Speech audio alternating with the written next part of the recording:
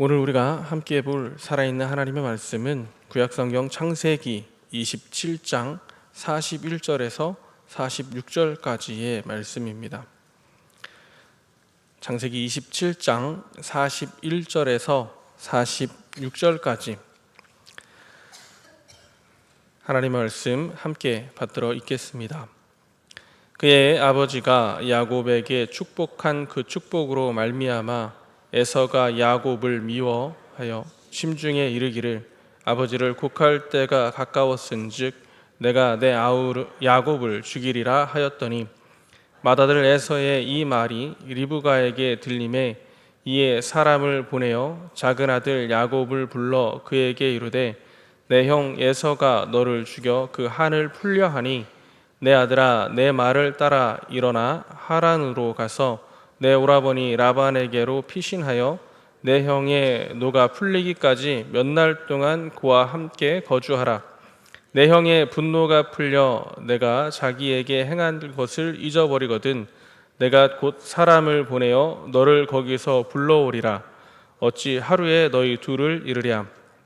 리브가가 이삭에게 이르되 내가 햇사람의 딸들로 말미암아 내 삶이 싫어졌거늘 야곱이 만일 이 땅의 딸들 곧 그들과 같은 햇사람의 딸들 중에서 아내를 맞이하면 내 삶이 내게 무슨 재미가 있으리이까. 아멘. 이 새벽에 이 짧은 말씀 안에서 두 가지를 먼저 발견하는데요. 첫째로는 리브가가 지금 그 아들 야곱에게 왜 마음이 더 갔을까 하는 그런 생각 하나와 또 다른 하나는 에서라는 인물에 대해서 좀 더 집중해 보게 되는 것입니다. 46절에 나와 있는 것처럼 리브가는 에서의 그 두 부인, 한마디로 며느리가 참 마음에 들지 않았던 것 같습니다. 내 삶이 싫어졌다라고 이야기할 만큼 그 가나안 땅에 있는 해쪽 속의 며느리가 몹시나도 마음에 들지 않았나 봅니다. 그래서 야곱을 보내는 이유를 며느리들 때문이다라고 이야기하고, 그리고 이제 둘째 아들의 며느리는 그래도 좀 우리 마음이라고 하는, 내 마음이라고 하는데 내 마음에 들어야 되지 않겠습니까? 라고 하는 이야기를 하는데, 우리 다들 아는 것처럼 이삭이 야곱을 보냅니다. 근데 그냥 보내는 게 아니라 축복해서 보냅니다. 이런 이야기를 보면 이삭도 그 며느리에 대해서 같은 감정을 어쩜 비슷한 감정을 가지고 있었구나라고 생각할 수 있는데, 이 본문은 우리가 지난 주일에 보았던 것처럼 근심이 되었다라고 하는 그 단어로 이삭과 리브가가 동일하게 옳지 않은 그런 생각을 하고 있었음을 알 수 있습니다. 그런데 저는 이 말씀보다 더 집중해서 볼 만한 단어는 그 형 에서에 관한 것이었습니다. 사실 에서하고 야곱하고 태어난 때를 따지고 보면 얼마 차이 나지 않습니다. 쌍둥이 형제이기 때문에 그냥 형제라고 할 만하고 형이다 동생이다 라고 하겠지만 얼마 차이 나지 않습니다. 그런데 오늘 본문에서는 맏아들이라 이야기하고 또 동생이다 라고, 작은 아들이다 라고 하는 이야기를 분명하게 드러내고 있습니다. 그냥 에서 야곱이라 하지 않고 맏아들, 작은 아들이라고 하는 부분을 통해서 어쩌면 에서가 형이라는 것을 강조하고 야곱이 동생이라고 하는 것을 강조하는 이유가 있지 않겠나 하는 생각을 하며 에서에 대해서 좀 집중해서 보게 됐습니다. 오늘 이 새벽의 고요함 속에서 우리는 에서라는 한 인간의 분노와 좌절을 경험하고 또 그 안에 숨겨져 있는 하나님의 놀라운 섭리를 만나게 될 것입니다. 본문은 단순하게 형제의 갈등과 에서의 분노만을 다루고 있는 것이 아니라 인간의 계획과 하나님의 뜻의 충돌을 보여주고 있습니다. 그리고 이 안에서 우리의 각자의 인생이 매일매일 어떻게 그려져야 할지, 또 우리의 신앙의 여정이 그동안 어떠하였는지를 돌아보고 또 계획할 수 있는 시간이 되지 않을까 하는 생각을 해보았습니다. 에서가 동생 야곱에게 품었던 그 분노를 한번 상상해 보기 원합니다. 태어날 때부터 장자였던 그가, 아버지의 사랑을 충분히 받고 있었던 그가 동생에게서 많은 것을 빼앗겼습니다. 그런데 오늘 말씀에서는 특별히 아버지에게로부터 받아야만 하는 그 축복을 온전히 빼앗기는 모습을 지금 보고 있습니다. 근데 에서가 어제 본문에서 이야기했던 것처럼 이 하나만이 아니다라고 이야기하며 장자권도 동생이 나를 속여 가져갔다라고 이야기하는 부분을 봅니다. 그런데 이 동생이 나를 속여 가져갔다라고 하고 분노하고 죽여야겠다라고 이야기하는데, 지금 에서는 단순히 그냥 죽여야겠다라고 이야기하는 게 아니라 단서를 하나, 조건을 하나 붙여놓습니다. 뭐냐면 심중에 이르기를 아버지를 곡할 때가 가까웠은즉 내가 내 아우 야곱을 죽이리라 라고 하는 부분입니다. 이 모습을 보면서 우리는 에서라는 인간이 좀 완벽해 보이지만 하나님 선택 앞에서 연약할 수 없는 우리 자신의 모습을 함께 보기를 원하는데요. 에서가 동생을 내가 화나니까 동생 죽여버리겠다라고 이야기하지 않고 그 앞에 아버지가 곡할 때가 가까웠다고 하는 이야기를 하는 이유는 에서의 그 남다른 모습을 볼 수 있습니다. 에서는 분노한다고 해서 그 분노를 무조건 표출하는 사람이 아니었습니다. 분노한다 할지라도 자신의 분노를 절제할 줄 아는 사람이었습니다. 여기에서 아버지가 곡할 때가 가까웠은즉이라고 하는 건 우리 한글 성경에서는 보았을 때 가까이 왔으니까 내가 지금 당장 죽여도 무관하다라고 보실 수도 있겠지만, 원어 성경과 다른 번역본 성경을 이렇게 찬찬히 보면 이 시간의 순서가 있습니다. 아버지를 곡할 때가 지나고 나서 내가 내 아우를 죽이겠다라고 하는 것입니다. 무슨 이야기냐? 아버지가 죽고 나신 이후에 아버지를 애도하는 그 기간이 다 지나가면 내가 내 동생 죽이겠다라고 하는 것입니다. 지금 어머니 리브가는 당장 형이 동생을 죽일 것 같아 야곱을 피신시키고 있지만 에서의 말 안에는 순서가 있습니다. 아버지 돌아가신 이후입니다. 아버지 장례 다 치르고 동생 죽이겠다는 겁니다. 무슨 이야기일까요? 아무리 화가 나더라도 아버지에게 불효할 수 없다는 이야기를 지금 하고 있는 것입니다. 에서가 내가 정말 화가 나고 내가 정말 동생을 죽이고 싶지만 어떻게 아버지 살아계시는데 형으로서 동생을 죽일 수 있는가라고 하는 그 마음 하나만큼은 분명히 서 있는 것 같습니다. 저는 이 말을 보고 에서라는 인물이 정말 어떤 인물이었을까라는 생각에 장자권에서부터 찬찬히 그 에서의 성경에 나와 있는 모습들을 살펴보기 시작했습니다. 우리가 흔히 생각하기에 에서는 경솔한 사람으로 생각할 수 있습니다. 장자권을 가벼이 여기면서 동생 야곱에게 쉽게 배고프다고 장자권 팔았겠지라고 생각할 수 있는데요. 근데 성경에서는 그를 익숙한 사냥꾼이라고 먼저 표현하고 있습니다. 무슨 말이냐?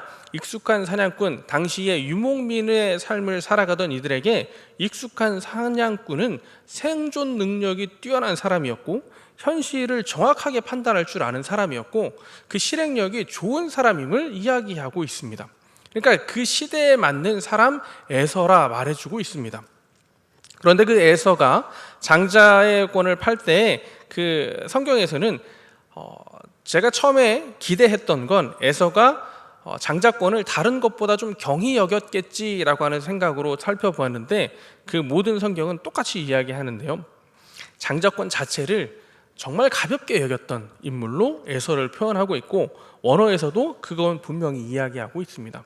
그러면서 에서를 다시 살펴보았는데 에서가 굶어 죽을 상황, 지금 사냥 나갔다가 돌아와서 당장 죽을 것 같은 기진맥진한 상황에서 자신의 눈앞에 보이는 정말 그 실리를 더 중요하게 여겼던 사람으로 보이기 시작했습니다.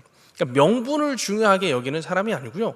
지금 실리, 눈앞에 보이는 이익, 정말 우리가 흔히 이야기하는 실용주의적인 사람으로 보이기도 했습니다. 그런 관점으로 보기 시작하면서 에서의 일들을 하나하나 살펴보았습니다. 에서가 결혼한 나이가 40입니다. 근데 그 40에 결혼한 사람이 한 명 더 있습니다. 누구일까요? 그 아버지 이삭입니다. 이삭 또한 40에 결혼했고요.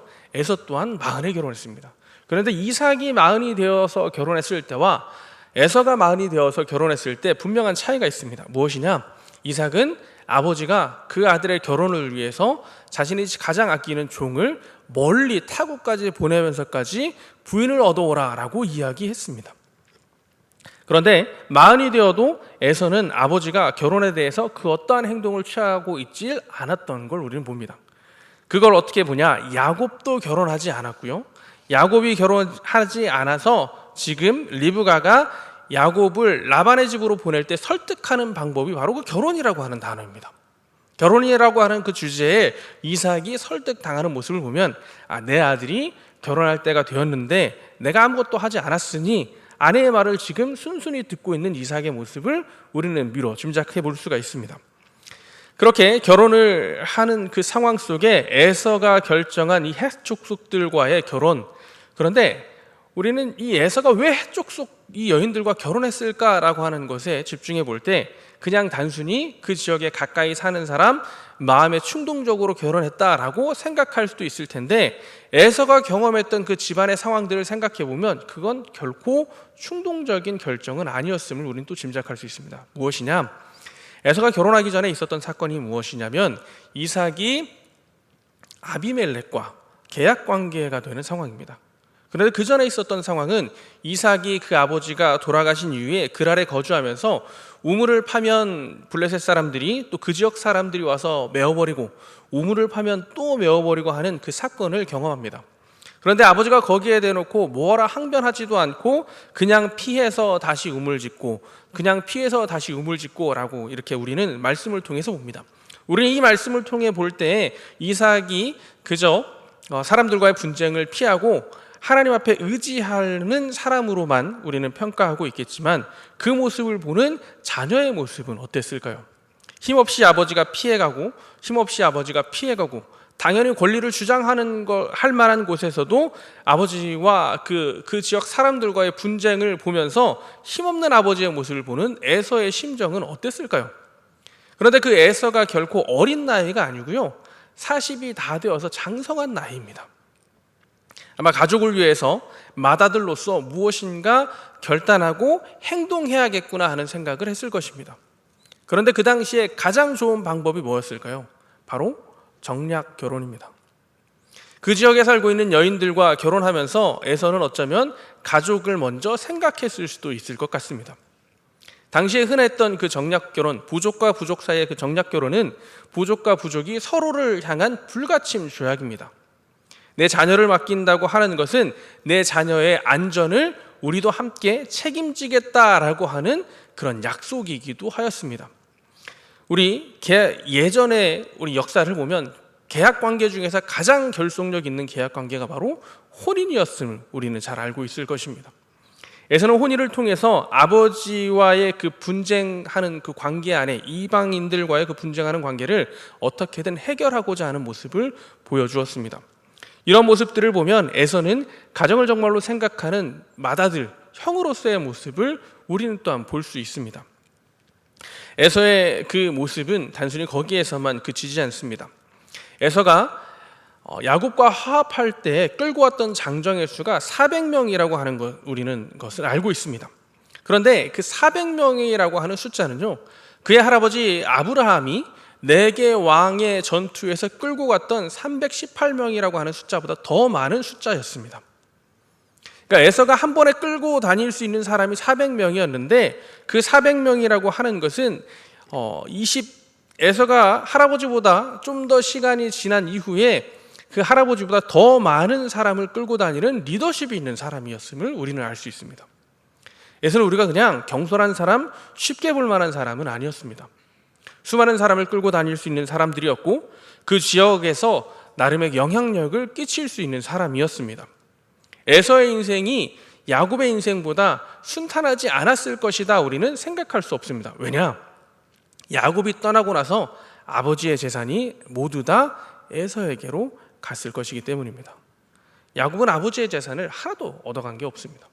그런데 남겨져 있는 아들 그 에서는 거부가 되었다고 하는 아버지의 재산을 가졌고요, 수많은 사람을 이끌고 다닐 수 있었고요, 그리고 단순히 에서는 야곱과 달리 그 지역에 있는 사람들과 가족관계, 좀 혈맹으로 피로 맺어진 그런 계약관계에 있는 사람이기도 했습니다. 그 계약관계가 어떤 의미를 가지고 있는지 우리는 이삭과 아비멜렉의 계약을 통해 볼 수 있습니다. 아브라함하고 아비멜렉하고 먼저 계약을 맺었는데 아브라함과 아비멜렉의 계약을 아비멜렉은 싹 다 잊어버리고 이삭 보고 너 떠나라 라고 이야기합니다. 그리고 나서 하나님과 이삭이 함께하는 걸 보고 그제서야 아비멜렉이 다시 와서 계약 관계를 맺습니다. 그러니까 그 당대의 계약 관계입니다. 그런데 에서는 그 당대에 결혼함으로써 가족 관계를 맺은 사람입니다. 시간이 지나도 그 다음 사람이 에서의 자손이 태어나면 그 이방인들의 손자가 되어서 그 가족 관계는 쉽게 깨어질 수 없는 관계입니다. 그런데 쉽게 깨어질 수 없는 가족 관계를 어디에서 더 두텁게 볼 수 있냐면, 야곱이 다시 그 고향 땅으로 돌아와서 살던 때에 그 딸 디나가 그 지역에 살고 있는 히위족 속의 족장의 아들로부터 몹쓸 짓을 당합니다. 우리 잘 알고 있는 것처럼 시므온과 레위가 계략을 써서 그 히위족 속에 살고 있는 온 성읍을 남자를 다 죽이고 약탈하는 사건을 우리는 기억해 볼 수 있습니다. 그런데 하나님께서 말씀 47장에서 그 주변 마을이, 그 주변 사람들이 야곱을 두려워하여 공격하지 않았다라고 이야기하는 부분을 우리는 봅니다. 근데 야곱은 그 족속들이 다른 족속들과 연합해서 공격해 올 것이다 라고 걱정하고 두려워하는 모습을 우리는 앞서 봅니다. 무엇이냐? 당연히 공격해 올 법할 만한 상황이었다고 하는 것입니다. 그런데 하나님께서 어떤 방법을 통해서 야곱이 그 주변 사람들에게 두려움이 되게 했을까요? 오늘 말씀에서 46절에 리브가가 헷 족속의 딸들이라고 이야기하고 있는데요. 그런데 에서의 그 족보를 이야기하는 37장으로 넘어가 보면, 그 이후 장으로 넘어가 보면 에서의 부인 중에 하나는 히위 족속입니다. 헷 족속의 딸이었고요, 히위 족속의 딸의 딸이라고 이야기하고 있습니다. 이런 걸 보면 아마 에서의 동생 야곱이라고 하는 것은 하나님이 그 주변에 야곱에 대한 두려움을 심어주기에 충분한 조건 중 하나였을 것입니다. 야곱을 치러보니 야곱이 에서 동생이래 라고 하는 것입니다. 400명이라고 하는 내 왕과 싸워 이길 만한 군대 318명보다 더 많은 400명을 한 번에 끌고 갈 수 있는 에서, 그리고 그냥 이방인으로 살고 있는 가나안 땅의 에서가 아니고요, 그 지역의 여러 민족들과 가족 관계를 맺고 있는 에서. 야곱을 공격하면 에서가 움직일 거고, 에서가 움직이면 에서와 가족 관계에 있는 다른 족속들도 같이 움직일 텐데 야곱 함부로 공격할 수 없는 사람이다라고 알게 됐을 겁니다. 에서라고 하는 이 한 사람이 우리는 단순히 경솔한 사람, 하나님의 그 선택 못 받은 그저 그런 사람으로 생각할 수도 있겠지만, 에서가 오히려 야곱을 만나기 훨씬 전에 맺었던 그 정략 결혼은 동생 야곱을 지키는 하나님이 움직이는 하나의 수단이 되기도 하였을 것입니다. 에서는 또 그 아버지에게 끝까지 효를 다하는 인물이기도 했습니다. 아버지하고 어머니가 그 자신의 두 부인 때문에 근심하고 있는 것을 알게 됐을 때 에서는 이스마엘의 딸과 결혼하기도 합니다. 에서가 오늘 여기에서 이야기한 것처럼 아버지 곡할 때가 가까웠다라고 이야기하지만 또 한 번 결혼하면서 어떻게든 아버지에게 위로를 주려 하는 그 효를 다하는 모습 또한 우리는 성경의 본문 속에서 발견해 볼 수 있습니다. 그리고 야곱과 에서가 만났을 때 둘이 화해합니다. 그런데 하나님께서 화해하게 할 때 누군가를 사용하셨을 텐데 누구를 사용하셨을까요? 에서의 성품을 사용하셨습니다. 야곱이 형에게 어떻게든지 잘 보이려 하는 그때에 형으로서 동생을 향한 용서와 관용을 보여주는 모습을 우리는 에서를 통해 봅니다. 에서가 야곱을 만났을 때 끌어안고 입맞추며 울었다라고 하는 이야기를 봅니다. 동생 만나서 반가워서 400명, 야곱은 400명 끌고 와서 나 죽일 것 같아 라고 생각했는데 오히려 에서는 야곱을 만나서 내 동생아 라고 이야기하고 있습니다. 그 긴 시간 동안 어쩌면 풀렸을 것 같기도 하고요. 그리고 동생 야곱이 주는 선물을 끝끝내 거절하는 모습을 보입니다. 야, 이미 내가 가진 게 많다. 네가 그냥 가져. 야, 형이 어떻게 동생 걸 받냐? 가져가라. 가져가라 이렇게 이야기하다 야곱이 계속 권하자 그제서야 받아가는 형의 모습도 우리는 봅니다. 이 모습 이후에 또 35장에서는 그제서야 이삭의 장례하는 모습이 나옵니다. 에서가 동생 얼마든지 죽이려고 마음먹었으면 어디 있는지도 알고 있어서 사람을 보냈던지 본인이 조용히 찾아가서 죽일 수 있었습니다. 그런데 이삭이 장례할 때가 가까웠으니 장례한 이후라고 이야기한 이후에 에서는 움직이질 않습니다. 그 긴 시간 동안 에서가 어떻게 행동했다는 이야기가 하나 나오지 않습니다. 에서는 그냥 자기 앞에서 말씀드렸던 것처럼 눈앞에 보이는 이익을 쫓는 실용주의적인 사람으로 자신의 그 삶을 충실히 살아갔을 뿐입니다. 그렇게 충실히 살아가서 부를 쌓고 수많은 사람을 거느릴 만한 사람이 되었고 그 어느 것 하나 부족함 없는 사람이 되었습니다. 아버지를 곡한 이후에 그 다음 행동은 저는 더 한 번 놀랐습니다. 에서하고 이삭 야곱하고 아버지가 살던 그 지역에 같이 살기에 땅이 좁아서 에서의 행동은 세일산이라고 하는 지역으로 본인이 이주해 갑니다. 이 비슷한 상황 어디에서 우리 보았나요? 아브라함과 롯이 소유가 많아 한 곳에 살기 힘들어하는 힘든 상황 속에서 아브라함이 롯에게 먼저 이야기하면 내가 네 반대로 가겠다라고 이야기합니다. 이사하는 게 쉬운 일입니까? 제가 전에 살던 집이 얼마 크지 않은 집이어서 이사하는데요. 뭐 이삿짐 센터 부를 만한 것도 아니고 용달차 하나랑 교회차 그리고 저희 아버지 차 우리 집 식구 다 불러가지고 이사하는데 그 조그마한 이사하는데도 참 많이 힘들었습니다. 근데 온 집안 400명이 넘는 수많은 사람들이 한 번에 이주해야 하는 그 이주가 쉬웠겠습니까? 그런데 형 에서는 야곱 보고 아버지 살던 고향 땅에 네가 살아. 내가 이사할게. 그리고 이사해서 세일산으로 갑니다. 근데 그 세일산으로 갈 때요, 그냥 이주했다라고만 하는데 이미 세일산에 살고 있던 사람들이 있는데 에서는 그 땅에 사는 사람들을 몰아내고 그곳에 정착합니다. 그런데 그 정착의 이야기를 창세기에서 기록해 놓고 있고요. 이스라엘이 세워지기 전이라고 이야기하고 있습니다. 우리는 여기서 하나 기억해 볼 게 있습니다. 이 창세기의 이야기는 야곱과 에서의 이야기는 야곱과 에서 때에 쓰여진 게 아니라 500여 년이 지난 이후에 모세가 출애굽 여정 속에 이스라엘 사람들에게 이 이야기를 기억하라라고 남겨놓은 이야기입니다.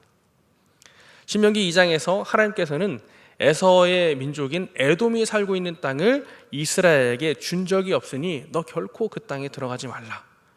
그들을 위해서 너는 필요한 게 있으면 돈 주고 사 먹으라, 사서 마셔라 라고 이야기합니다. 하나님께서는 야곱의 하나님만은 아니십니다. 하나님 또한 에서의 하나님이시기도 했습니다. 모세가 왜 이 이야기를 에서의 그 이야기를 에서가 야곱에게 결코 못된 형이 아니었음을 하나하나 남겨놓았을까요? 그 이스라엘 민족에게 남기고 싶은 이야기가 있었기 때문이 아닐까 하는 생각을 해봅니다. 무엇이었을까?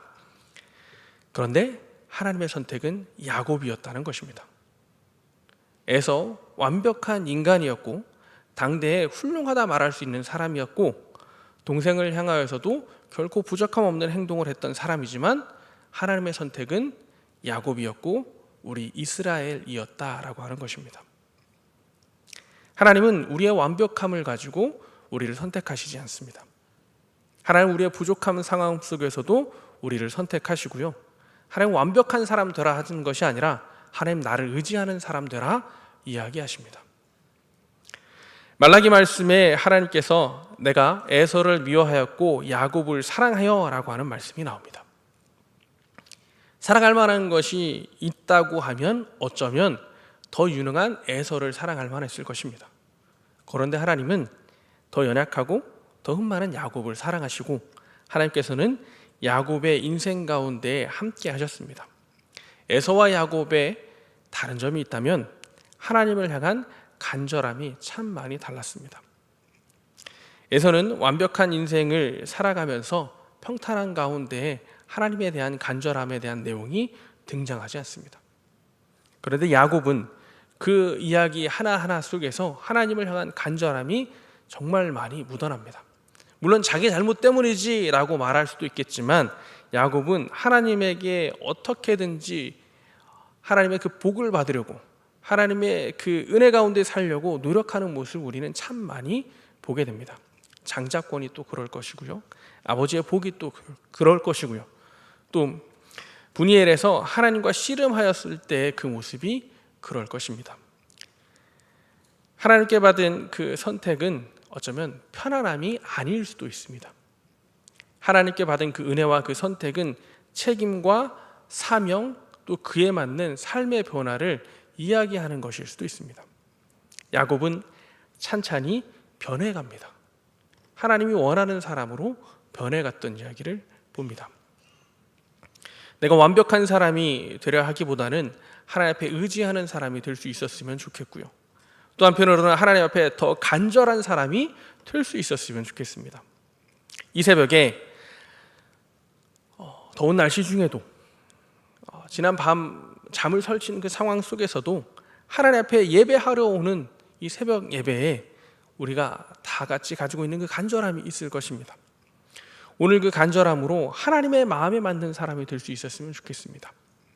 만약 에서가 하나님을 찾는 그 간절함마저까지 있었다면 아마 에서는 또 다르게 기록될 수 있었을 것입니다.